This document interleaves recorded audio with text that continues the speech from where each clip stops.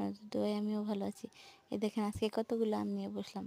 ওইদিন বলছিলাম না যে আম কীভাবে সংরক্ষণ করছি, ওইটা আপনাদের কাছে শেয়ার করব। এই দেখেন আমগুলো প্রথমে কুচি কুচি করে কেটে সবগুলো আম কাটতে হবে। ভিতরের আটিটা ফেলে দিয়ে আমগুলোকে আমি কেটে নিয়েছি।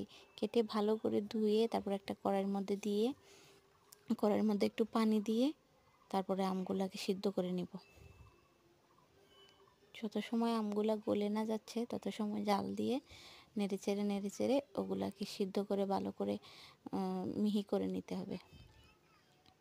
এই তো আমার আমগুলা সিদ্ধ করা শেষ। তারপরে দেখুন কড়াইয়ের মধ্যে চিনি, লবণ, তারপর এই তো মরিচের গুঁড়া, এগুলা দিয়ে আবার ভালো করে নেড়ে নেব। ভালো করে মিক্স করে আবার জাল করে নিব। এই তো এতক্ষণে আমারটা হয়ে গেছে। এখন দিলাম সামান্য রসুন, মানে পাটায় বেটে রাখা রসুন। রসুনটা দিলে কি হয়, মানে ফ্লেভারটা ভালো আসে। এখন আমি একটা ডালার মধ্যে দিয়ে দিব।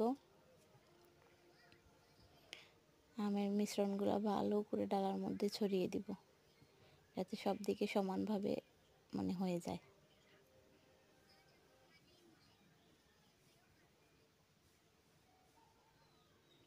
এই তো এখন আমার আমগুলা প্রায় দেওয়া শেষ। এখন একটার মধ্যে কিন্তু জায়গা হবে না, তাই আমি একটা কুলার মধ্যেও দিয়েছি, দুইটা প্লেটের মধ্যেও দিয়েছি।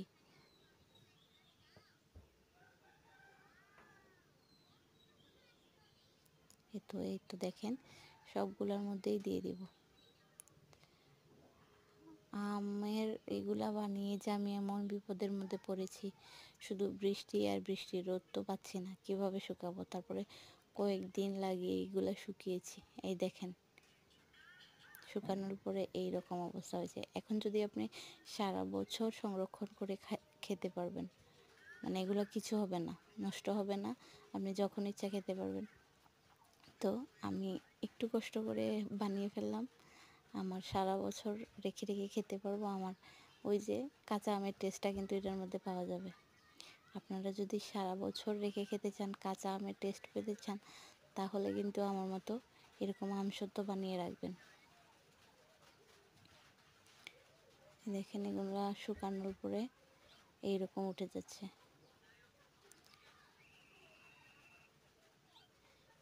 এগুলার নিচে কিন্তু একটু তেল মাখিয়ে নিতে হবে। প্রথমে মিশ্রণটা দেওয়ার আগে তেল না